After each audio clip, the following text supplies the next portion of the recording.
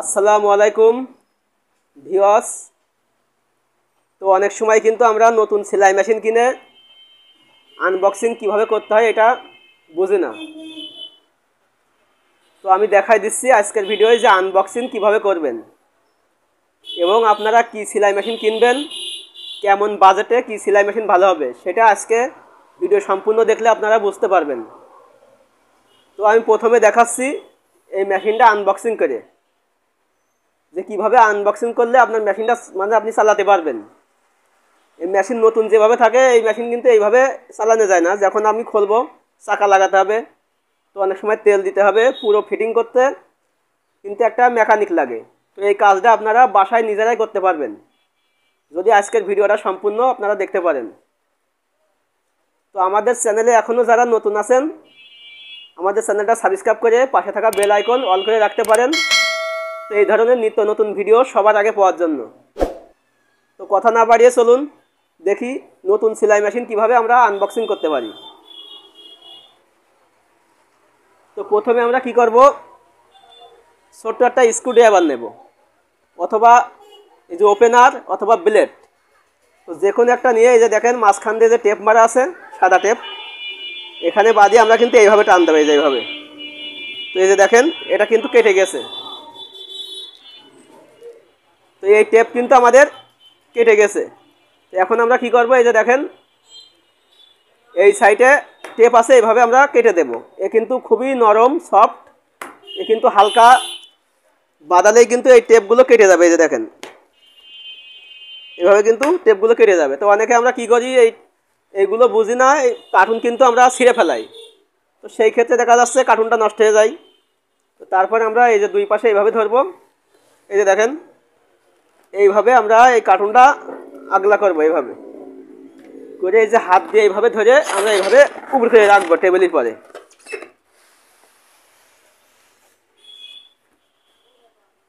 এই যে আমরা কার্টুন রাখলাম। তো এই যে মেশিনের ভিতরে পেয়ে যাবেন একটা টুল বক্স, এর ভিতরে একটা কাটার থাকবে, তেলের পট, স্ক্রুড্রাইভার, তো এক পাতা সুই, তো এটা আমরা আলাদা রাখলাম। তো তারপরে এই যে এই সাইডে দেখেন পেয়ে যাবেন চাকা, এই যে চাকা, তো এটা আমরা এক সাইডে আলাদা রাখলাম। তো আমরা কার্টুন এইভাবে রেখে উপর থেকে একটা খুলে নেব, নিয়ে এক সাইডে রেখে এই যে ভিতরে দেওয়া থাকবে, এটা এখানেও অনেক সময় থাকে আবার বক্সের ভিতরেও থাকে। এটা হচ্ছে চাকার নাট, স্টপ মোশন বলে। তো এটা রেখে আমরা এই যে পুরো কার্টুনই কিন্তু আমরা খুলে ফেলাবো।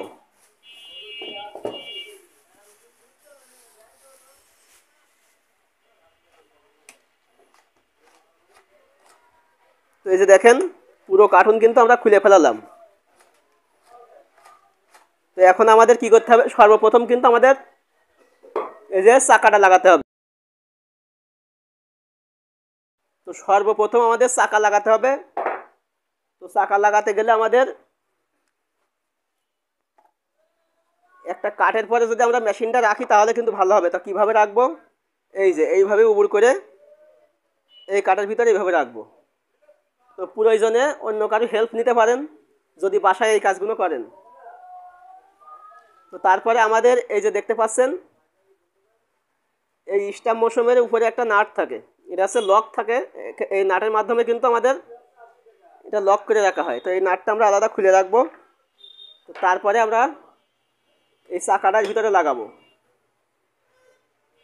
তো এই যে দেখেন এই চাকাও কিন্তু অনেকে লাগাতে পারে না। এই যে দেখেন এই যে দুই পাশে দুইটা ঘাট দেখতে পাচ্ছেন, আর এই যে দেখেন এই ওয়াশারের কিন্তু দুইটা পিন আছে, পিন মতো আছে, এই ঘাটে ঘাটে কিন্তু এইভাবে লেগে যাবে। এই যে দেখতে পাচ্ছেন অনেকে কিন্তু উল্টা করে লাগায়, এই উল্টা করে লাগালে কিন্তু আমাদের এই নাটটা লাগবে না। তো এই যে দেখেন এই যে নিচ, এই যে এই পাশ নিচ, এই পাশ কিন্তু আমাদের নিচে দিতে হবে। এই যে এই পাশ এইভাবে ঢালু থাকবে। তো তারপরে এই চাকার যে নাট স্টেম মোশন, এটা আমরা হাতে এইভাবে ধরে সোজা দিকে আমরা এইভাবে পেঁচ দেবো। এই যে, তো এখনও কিন্তু আমাদের বেশ কিছু কাজ বাকি আছে। চাকা এখানে কিন্তু আমাদের একটা 5 ইঞ্চি পেরেক অথবা স্ক্রুড্রাইভারের সাহায্যে, তো আমরা কিন্তু এই কাজগুলো যারা মিস্ত্রি তারা ব্যানা দিয়ে করি। তো আপনাদের দেখানোর জন্য আমি স্ক্রুড্রাইভার দিয়ে করছি, এইভাবে দিয়ে এটা কিন্তু সোজা দিকে দিয়ে টাইট দিতে হবে। এটা কিন্তু অবশ্যই টাইট দিতে হবে। এটা টাইট হয়ে গেছে। তো তারপরে আমরা এই যে নাটটা খুলে রাখছিলাম ছোট, এই নাটটা এখানে লাগিয়ে দেব। এই যে নাটটা লাগিয়ে দিয়ে স্ক্রুড্রাইভার দিয়ে কিন্তু এটা টাইট দিয়ে দিতে হবে।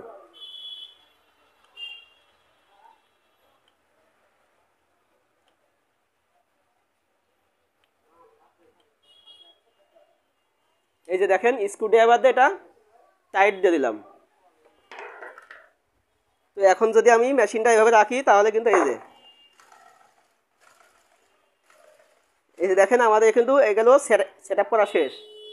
তো এখন আমাদের মেশিন চালাতে গেলে কিন্তু আরও অনেক কিছু লাগাতে হবে। তো এই টুল বক্সের ভিতরে পেয়ে যাবেন 2টা স্পুল পিন। এই যে তো একটা স্পুল পিন আমাদের এই যে এখানে দেখতে পাচ্ছেন, এখানে কিন্তু একটা ছিদ্র আছে, রঙে ঢাকা আছে, তাই এগুলো দেখে নিতে হবে। এই যে এইভাবে হাতুড়ি দিয়ে বসাই দিয়ে এই যে কাগজের যে পাতিটা এখানে লাগিয়ে দেবেন। তো আর একটা স্পুল পিন কিন্তু আমাদের এই যে এখানে একটা ছিদ্র আছে, এই ছিদ্রে আমরা লাগাতে পারবো। এই যে দেখেন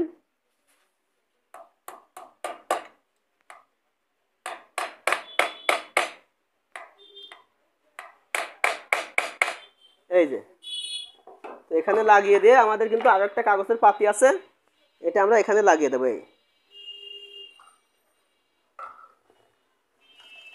তো আমাদের কিন্তু লাগানো শেষ। তো আমাদের দেখেন এখানে কিন্তু একটা তার থাকে, এই তারটাই কিন্তু আমাদের অনেক সময় সুতো বেঁধে যায়, তো আমরা এটা বাদ দিয়ে দেব। এটা খুলে এই তারটা আমরা বাদ দিয়ে দেব। এই টেনশনটা আমরা পুরো খুলে ফেলাবো। তারপরে এর ভিতরে যে একটা পিন থাকে এটা আমরা বাদ দিয়ে দেবো। দিয়ে প্রথমে আমরা কি করবো, এই টেনশনের যে এই টেনশনের যে রড এটা কিন্তু আগে লাগিয়ে দেবো।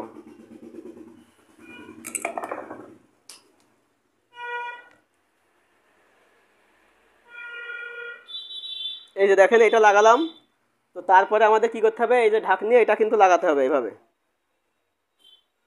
তো তারপরে আমাদের এই যে ডিশ বাইরের দিকে পিঠ দিয়ে একটা প্রথম লাগিয়ে নিতে হবে। তো তারপরে ভিতরের দিকে পিঠ দিয়ে এটা লাগাতে হবে। এই তো তারপরে আমাদের কি করতে হবে, এই যে একটা ঢাকনি উল্টা দিকে, এই যে উল্টা দিকে ভিতরে যাবে, এই যে উল্টা পাশ ভিতরে দিয়ে লাগিয়ে তারপরে কিন্তু আমাদের স্প্রিং লাগাতে হবে। তো ধাপে ধাপে এগুলো দেখে নেবেন, নিয়ে লাগাই ফেলাবেন। তো তারপরে আমাদের যে ছোটো ঢাকনি একেবারে লাস্টে এই পাশে যাবে, এই যে এই পাশে যেয়ে তো এখন আমাদের এখানে নাট লাগাতে হবে। তো এই যে দেখেন এখন আমাদের কি করতে হবে, এই নাট এখানে লাগিয়ে দিতে হবে। এই যে তো মোটামুটি আমাদের কিন্তু এই মেশিন সেট আপ দেওয়া শেষ। তো আমাদের এখন কিন্তু এইসব জায়গায় তেল দিতে হবে। তো যারা তেল দিতে পারেন না, আমি স্ক্রিনের উপরে একটা ভিডিও দিচ্ছি ডাইন পাশে, এখান থেকে তেল কীভাবে দিবেন এটা দেখে নেবেন। আর এরপরে কিন্তু আমাদের স্ট্যান্ড সেটিং করে স্ট্যান্ডের পরে এটা ফিটিং করতে হবে। তো স্ট্যান্ড কীভাবে ফিটিং করবেন সেই ভিডিওটা আমি আমার স্ক্রিনের ডাইন পাশে দিয়ে দিচ্ছি আই বাটনে, এখান থেকে আপনারা দেখে নেবেন। তো অসংখ্য